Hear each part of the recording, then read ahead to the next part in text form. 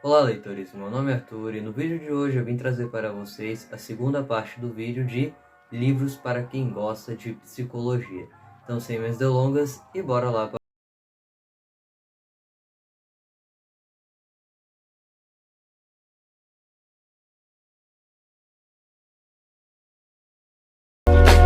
Bem, para quem não sabe, eu curso psicologia, eu estou no primeiro semestre da faculdade, eu estou finalizando, já o primeiro semestre. Então já deixo o aviso aqui para vocês que eu não sou nenhum especialista ainda, eu iniciei meus estudos na área agora, e o meu objetivo com esse vídeo não é necessariamente ficar indicando livros teóricos para vocês, e sim livros de ficção, em sua grande maioria, que abordam aí alguns transtornos e coisas que envolvem também a psicologia.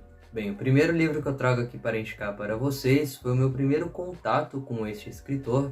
Eu estou falando de Machado de Assis, com o seu livro O Alienista. Inclusive, o meu professor da faculdade, em uma de suas aulas, que ele falava um pouco do desenvolvimento da psicologia no Brasil, chegou a indicar esse livro para gente. Por alguns considerado um conto, e por outros, incluindo eu, considerado uma novela, a obra é dividida em 13 capítulos e originalmente foi publicada em 1882 em um jornal, ou seja, foi publicada aí no formato folhetinesco. É narrada por um narrador onisciente, ou seja, que ele não participa da história, mas sabe de tudo o que aconteceu. E aqui no enredo a gente vai acompanhar o Simão Bacamarte, descrito como um grande estudioso e cientista, principalmente no que diz respeito ao estudo envolvendo a loucura.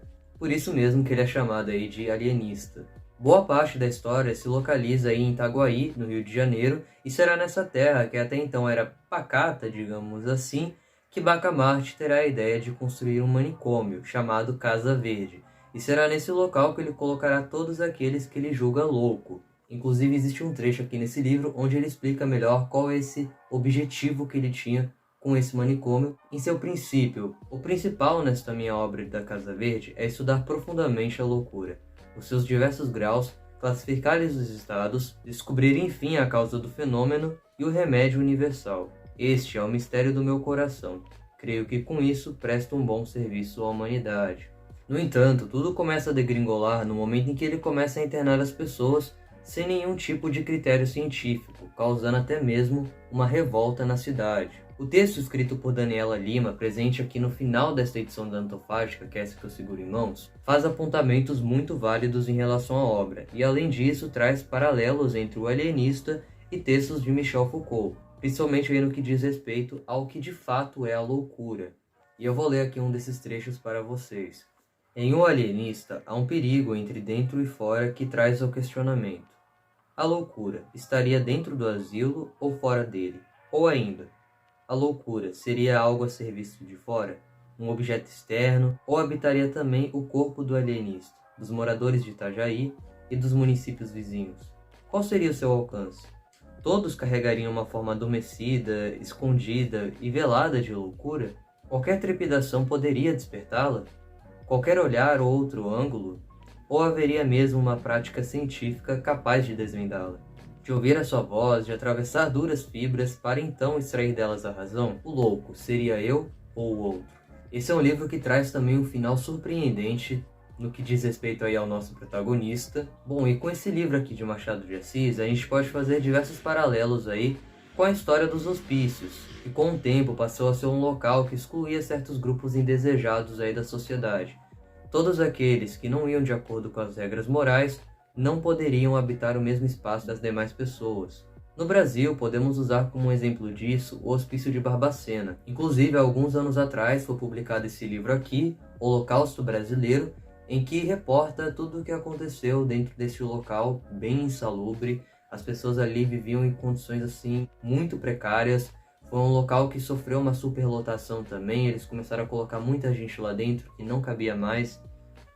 Enfim, foi um caos, é uma vergonha para a história do Brasil. Eu confesso ainda não ter lido o livro, eu só assisti o documentário, mas com certeza vou ler ele, inclusive foi uma recomendação também que o meu professor fez. Eu pretendo ler o quanto antes, está nas minhas metas de leituras para 2022. Com certeza assim que eu ler, eu falo um pouco mais sobre essa história para vocês. Voltando aqui para o Alienista, apesar do tema a ser tratado aqui ser um tanto quanto pesado, o Machado de Assis traz uma certa leveza para a história, trazendo muito do seu humor sarcástico, cheio de ironias também, que a gente vê em outras obras dele, como o próprio Dom Casmurro. Prosseguindo, agora eu vou indicar para vocês um livro de suspense e contemporâneo. Acho que vocês já sabem do que eu estou falando.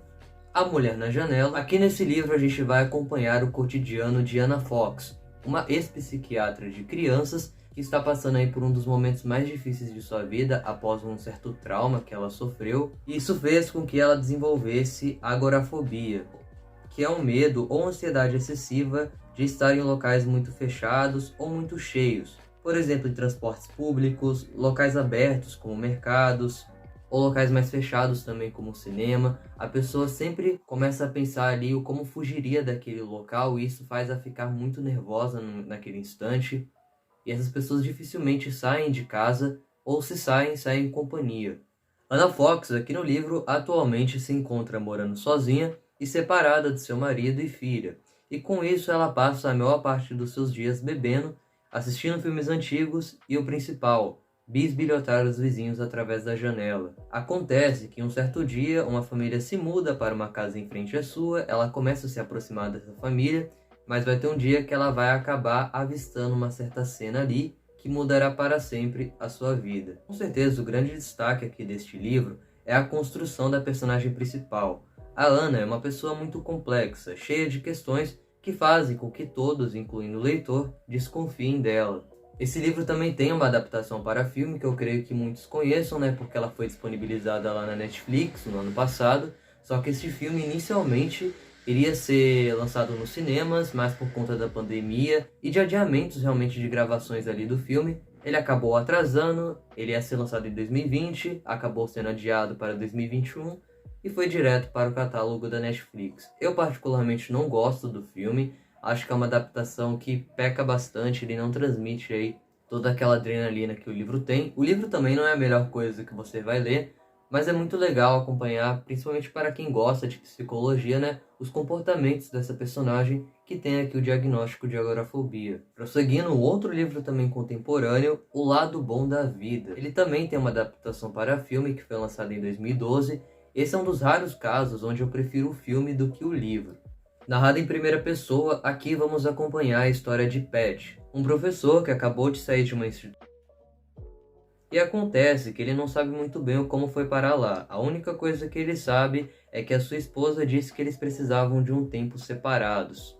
E logo nos primeiros capítulos, percebemos que ele perdeu seu emprego e sua casa, e por conta disso, ele vai passar um tempo aí na casa de seus pais.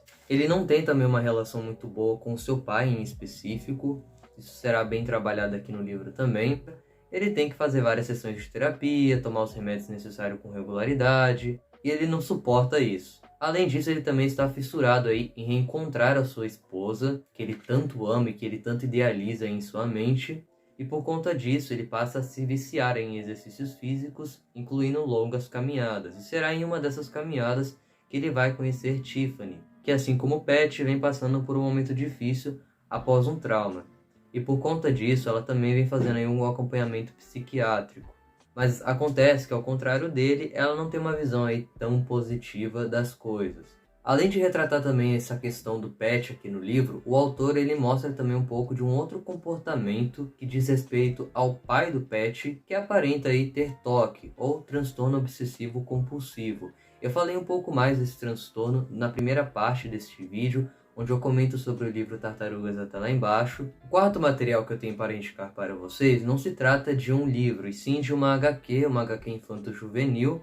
Eu estou falando de Coragem, que é essa HQ de volume único que a Intrínseca lançou. Inclusive desta mesma autora, neste ano está sendo lançado um livro novo dela aqui no Brasil, chamado Fantasma, se eu não me engano. Mas de qualquer forma, esse é um livro que retrata muito bem alguns certos medos envolvendo esta personagem aqui, que está na sua faixa etária dos 10 anos, por conta dos diversos receios que ela vem tendo, tanto dentro de casa quanto na escola. Ela vem desenvolvendo aí uma certa ansiedade em relação às coisas. Inclusive tem um momento aqui do quadrinho em que ela vai tentar apresentar um trabalho, mas ela fica tão nervosa ali com uma situação em específico, que ela acaba saindo no meio da apresentação sem concluir o seu trabalho. E vendo toda essa situação da filha, a sua mãe decide marcar uma consulta aí com uma terapeuta para a Raina, que é o nome da nossa protagonista. E os diálogos entre as duas é muito interessante aqui dentro dessa história. Todo o acompanhamento é demonstrado aqui pela escritora. Então as conversas que elas têm, o início das conversas também, os momentos em que a Rainha ficava ali um tanto quanto desconfortável, não queria contar muitas coisas. A autora aborda um pouco desse estigma que existe em relação à terapia, que é uma coisa que por muitos é considerado coisa de louco. E tudo isso é mostrado de uma forma muito natural, de uma forma que não fica forçado, sabe, aqui dentro da HQ, que não fica tão didático assim. E tem uma fala que a terapeuta da Rainha diz a ela que me marcou bastante aqui dentro desta HQ.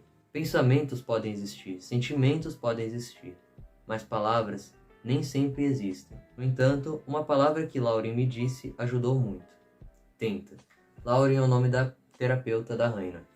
Em uma nota da autora que existe aqui no final do quadrinho, ela diz que essa história foi inspirada em certos momentos aí também de sua infância. Então a autora relata que ela se baseou em seu cotidiano na infância para escrever esse quadrinho aqui. Ela vai relatar um pouco também da sua vida com a ansiedade e o como ela tem lidado com isso nos dias de hoje. É um quadrinho que eu recomendo muito aí, que você presenteie uma criança, porque ele vai falar de coisas assim que é muito difícil da gente ver em obras destinadas a esse público, e são coisas assim que são bem necessárias, sabe? Essa coisa do diálogo, a gente não ignorar certos comportamentos aí envolvendo as pessoas, né? Como uma menção honrosa aqui neste vídeo, eu vou recomendar este livro de não ficção chamado Talvez Você Deva Conversar com Alguém. Eu tô deixando aqui como extra porque eu ainda não terminei de ler este livro, mas como eu tô lendo e tô gostando bastante aqui desses relatos, né, que a escritora traz aqui dentro, também deixo recomendado essa obra. Aqui a Laurie, né, que também é uma terapeuta, vai descrever aí diversas sessões que ela teve com pessoas, os comportamentos que essas pessoas tinham e tudo mais. É um livro como se fossem relatos de uma terapeuta, né, digamos assim. E é isso, pessoal. Essas são as recomendações do vídeo de hoje. Eu espero muito que vocês tenham gostado do vídeo. Se gostaram, já sabem, deixe seu like, se inscreva-se no canal, comentem. Comente aí qual livro que envolve também psicologia e que você gosta, então deixa aqui embaixo os seus comentários. Eu vou ficando por aqui, até uma próxima e tchau!